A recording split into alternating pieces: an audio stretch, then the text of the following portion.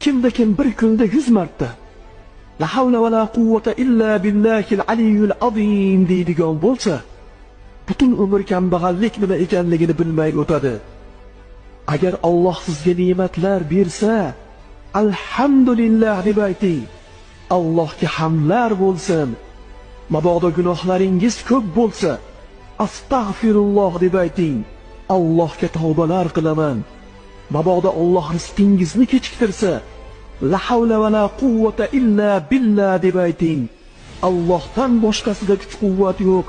Barcha kuch-quvvat Allohnikidir.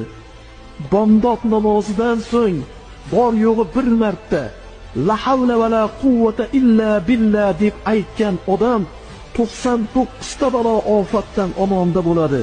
Va bu balo ofatlarning eng kichkinasi qalbda tinchlik va xotirjamlik yo'qligidir.